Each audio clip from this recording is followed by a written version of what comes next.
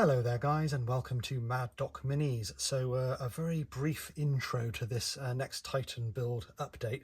This is not a vlog, this is a proper build video that's going to be narrated and edited, a little bit more of a, a thorough job on this one, which I always said I would do when I get to the cathedral. Thanks ever so much for your patience. I know I've got a loyal core of supporters who watch these Titan videos. I really appreciate you all. This is definitely a labour of love for me, and I know it's been slow, and there's no other reason for that, guys, really, than I just haven't had that much time to sit down with it. Obviously I've got other projects on the go for the channel and stuff. The Titan often takes a back seat. They're never my most popular videos. Not that that's the only reason to be on YouTube, but you kind of want to get the popular ones out and going so you can get your viewership up, and that's the way it is. But finally I'm here. This is not going to be a complete video. This is going to cover the main structure of the cathedral. I was getting to the point where it was going to be a huge, like 40-minute video or something, and that's too long. I like to keep my videos shorter than that personally. So I can only make content in the way that kind of I would want to watch it, and that's kind of what I'm doing. So not a complete video, but lots of interesting stuff. So stick around if you've enjoyed the Titan stuff, because it's going to be good. Obviously there's more to do by the end, which I will do in a part 2. There's going to be a 2-parter, all right? But I hope this helps to bridge the gap a little bit and, kind of sate that appetite for you guys, because I get a lot of inquiries and questions on when you're doing another Titan build. So I'm really sorry. Work, kids, it's difficult to get the time, and I kind of, it's snatch time here and there, and that's why it just takes forever to do the big build, sadly. But enough of me waffling. Thanks ever so much for the support, guys. I hope you enjoyed the video. Let me know what you think in the comments, and with no further ado, here we go. I start by covering up the wooden platform with some adhesive wallpaper, and it's got a kind of backing that kind of peels off on it. Really, really good stuff. I don't know the exact brand that I used, guys. It was a long time ago when I bought it, but just look for adhesive wallpaper if you want something similar. You'll find it. This is grey and has a nice light, non-offensive texture to it. Much better than the wood grain of the platform. So I was happy with how this turned out. A little bit of measuring and trimming to get it to the right size and shape, and then I just carefully placed it down and smoothed it out. It was actually really forgiving. You can kind of smooth out kind of any air bubbles with it. It was actually really, really good to work with. Never having used this stuff before, can highly recommend it. So yeah, I ended up with a couple of imperfections, but that wasn't due to the paper. That was due to the wood itself. Had a couple of lumps and bumps in it, but nothing to write home about really, and much better than having a lot of wood grain on show. I then turned it over and trimmed off any excess with a sharp knife, and that also helped to stick the paper down fully with the weight of the board sitting on the adhesive backed paper. So yeah, really, really pleased with how that turned out. I start to think about the overall structure of the cathedral. I've been saving these boxes for a long time. This baby bottle box I've got here for the main body of the cathedral, and these hand sanitizer boxes for the towers from the COVID years. And that gives me my basic shape. I decide to fill the boxes in with some polystyrene blocks just to maintain their shape and help make them a bit stronger on the inside structurally. For the cannon coming out the front of the cathedral, I'm using this narrow gauge drain pipe, or this little offcut I've got here, and I draw around that on the front of the box and cut slightly inside the circle, because I want the circle, or the hole rather, to be a little bit smaller than the pipe itself. And the reason for that is I want to kind of fix it from the inside facing out, and I don't want it just to fall out, so I want a little bit of structural hold to it. So I carefully cut out that hole, and yeah, there you go. So just go steady if you're using sharp knives and things, guys. Obviously it's a little bit smaller, which is perfect. I also discovered that I need to kind of hide the hole on the cannon as well. So I do a little bit of a size check here, which is fine, but I don't want to be looking straight into that cardboard box. So I cut out a small circle of cardstock, and I actually glue that onto the end of the cannon. So nothing technical there, but it just means that there's like, you can't see through it, which I think is important because there's such a large bore to this cannon. It would be quite distracting if you were just looking straight into the box. And that, of course, will get painted at some stage black, matte black inside. little bit of a dry fit here. It's good. I angle it up slightly because I imagine it being like an enormous kind of howitzer or something really. So I need that upwards angle. Once I'm happy with that, I glue it in place with the hot glue. Probably could have done a better job at fixing it inside here in hindsight, but that's what I did. Once that's all set in place and the hot glue has cooled down, I then put a load of polystyrene into this box, as I did with this hand sanitizer boxes, just to maintain the structure and make it a lot more rigid and just overall stronger. And I hot glue the flaps down on top because I'm not going to need to get inside here. I'm not doing any internal kind of details or anything. I thought about it, but too much work basically, guys. And then I put a load of insulation tape over the top just to kind of hold the whole thing down and in place. I hot glue the towers in place on the side of the big box, and then I've got my main structure down and I'm ready to move towards some detailing at this stage.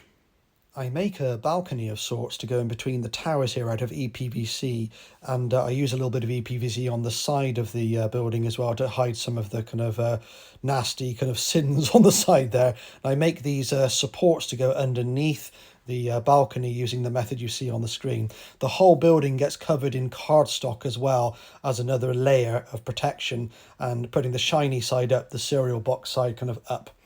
I use EPVC all over the build here, hiding in kind of little gaps and things like that, and just adding another layer of detail wherever I can. Super glue is fantastic at sticking EPVC together. I use this runny stuff, quite like fluid sort of super glue, runs really nicely, really useful on big builds like this.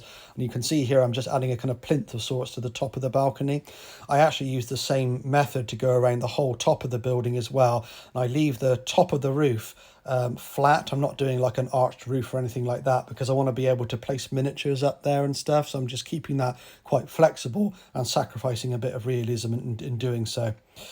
So yeah, lots of EPVC. These things are actually earrings, and now I've stuck two together because they're really thin to kind of bulk it out a little bit, but they reminded me of a cathedral rose.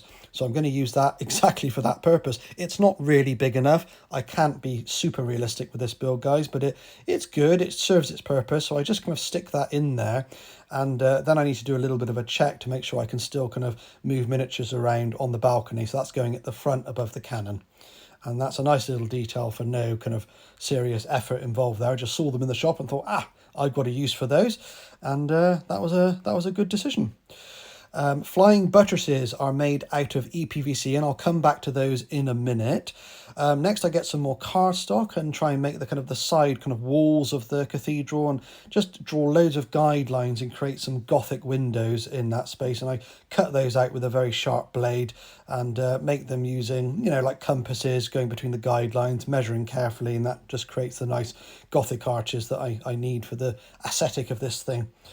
And going back actually to the flying buttresses, while I've got the cardstock going, I cut out these shapes, and I'm going to use those just to add another layer of detailing on the side of the buttress. They're a little bit narrower than the buttresses I've already cut out of the EPVC, but it just adds a little bit more detail, just makes them pop and makes them look a bit better.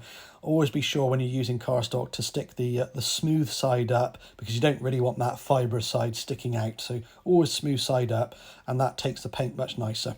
All right, so I made 6 of those, which I'll come back to later on, and I cut out the windows a little bit more, made these shapes out of the outcuts that I made, just because it looks a bit better than having the singular big windows. So a little bit of fiddling and faffing around there, but I think that was worth it in the end. I next take the sprue from the Adeptus Titanicus game, the counter sprue, and use some of those components and some adhesive kind of beads to create some extra details on the flying buttresses. The towers were not tall enough, so I added some extra height using strips of EPVC. And I put the buttresses on at this stage, but they do come off and go back on again at various intervals.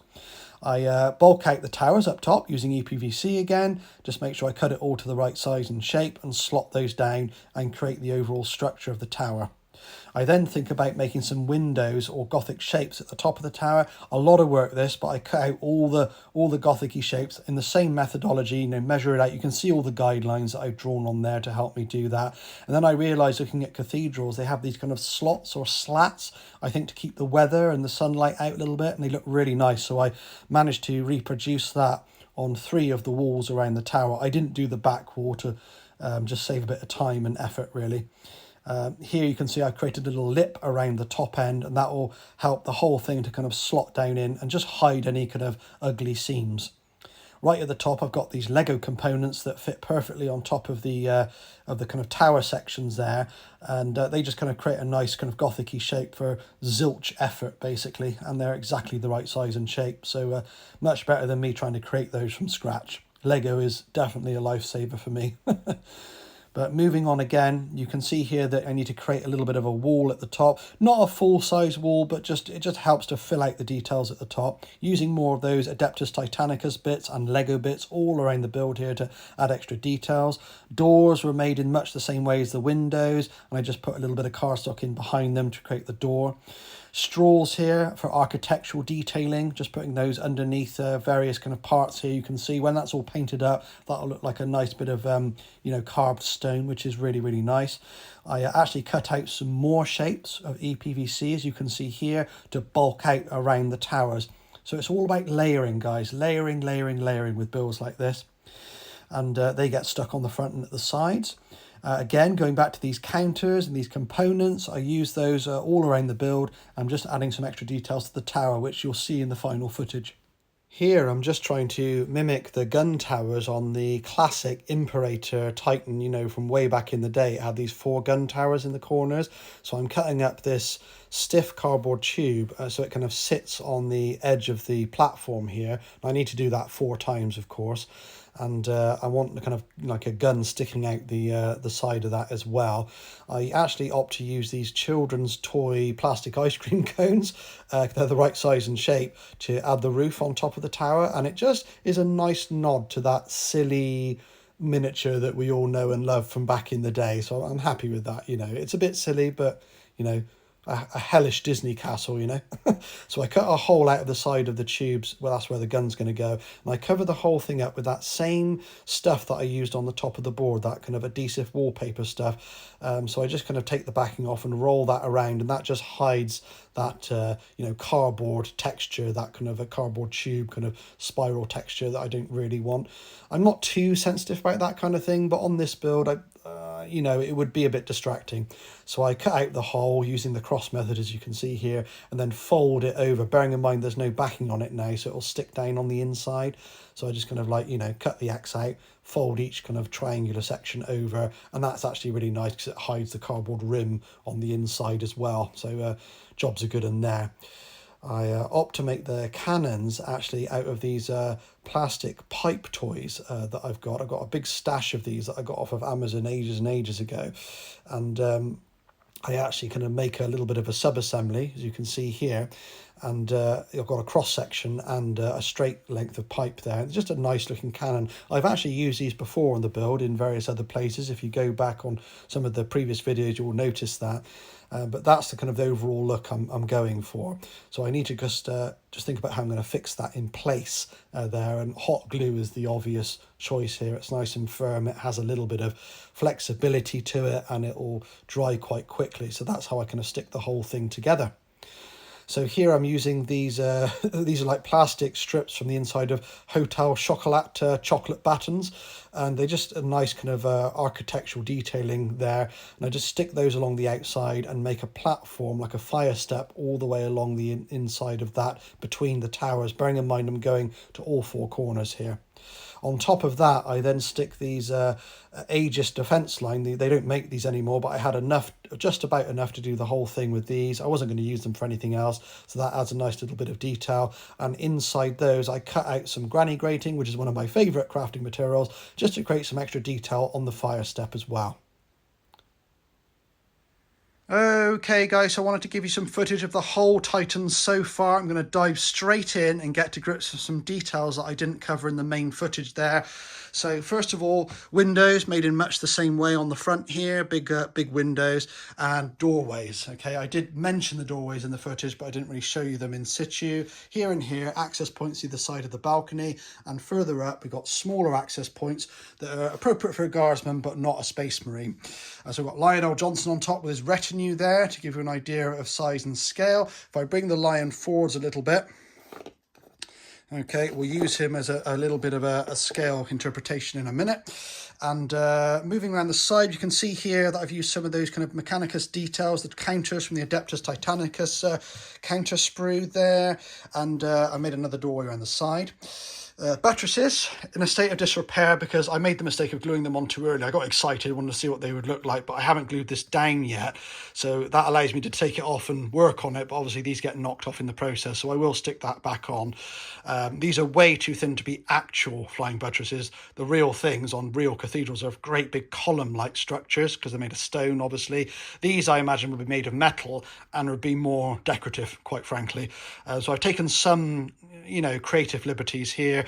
At the end of the day, I'm not trying to build a replica of a cathedral as much as something that is inspired by a cathedral. I mean, at the end of the day, we've got a sodding great cannon sticking out the front, haven't we? I mean, it's not supposed to be that realistic. It's just supposed to look cool, really. So you'll notice as well that we've got a lot of clear space around the sides. That's intentional. So the real thing, going back in the day to the epic kind of scale model back in the early to mid 90s, this was a very crowded structure up top, lots of pointed spires, big pointed spires and a dome in the middle. I deliberately gone a different route there. I wanted something a bit more brutalistic in the middle. I tried to pay homage to the kind of spires with the silly old gun towers. I hope you like them. I hope they're not too offensive, bearing in mind they look stupid at the moment with the cones on, but once it's all painted, I really wanted to try and pay some respect to the original, so that's kind of why I went down that road, and I hope I can pull that off, you know what I mean? But the reason for keeping that all clear is I want it to be usable space for troops, for weapon systems, things I can interchangeably put on there and play around with, really. So that's why I'm keeping that a bit clearer. I want it to be a changeable, usable space, much like the top. I'm keeping that quite flat as well. So I'm probably going to have a landing pad of some type on the back here. So I know some of you are probably quite excited at that prospect. Don't worry, I've got you covered, guys. I'm working on that one. And I'm going to have to think about access for the bigger boys up top, some hatches or something somewhere. So, you know, I like it to be plausible. How the hell Lionel Johnson got up there at the moment, I have no idea. I mean, he's not going to be getting through that door, is he? Maybe he jumped up there. He's a Primarch after all. But yeah, that's kind of where we are with it, basically, guys. I've tried to make kind of access points with the doors on the side and on the, you know, on the balcony there. I want it to be kind of playable and usable from that side of things. And scale wise, if I just zoom out a little bit, let's have a look. So we've got a Primaris on top there. Okay, that's Lionel Johnson. Lionel Johnson is a big old boy and he gets pretty dwarfed, look. So this is a big thing. Overall, probably about 4, maybe to 4.5 feet tall, I would suggest. Maybe 4 feet, I think. I would think that's a realistic estimate. And I'm really happy with how it's coming along. So if you've enjoyed the content, guys, please consider liking, all right, and sharing. It's really important with this video because I really believe that this would be a lot more popular if I could just get it to a wider audience. I think a lot of people would be interested in this. I keep saying that, but it always surprises me that these ones don't do very well. And I just don't think it's getting off the ground to people. You know what the YouTube algorithms are like. They're hideous, really, sometimes. And I think a lot of people would actually be interested in this. We all like to see the professionals have a go at these things, and it's really entertaining. But it's actually, I think, quite nice to see how the amateurs go about it as well. I mean, and it shows you that it can be done, and it's, you know, it's doable, and it doesn't have to be perfect. You know, you can just have a good time with it. So I'd really like the message to get out there. So please consider sharing with a friend if you think they'd like it. If you're not already subscribed, please consider giving me a sub. It really does help the channel to grow, and it helps me out. So appreciate all your support, guys, and your patience. You've been great, and I hope this makes up for it a little bit on how long in between I've been with making this video. Thanks ever so much, and I'll catch you in part 2, I guess, at some stage. Take care.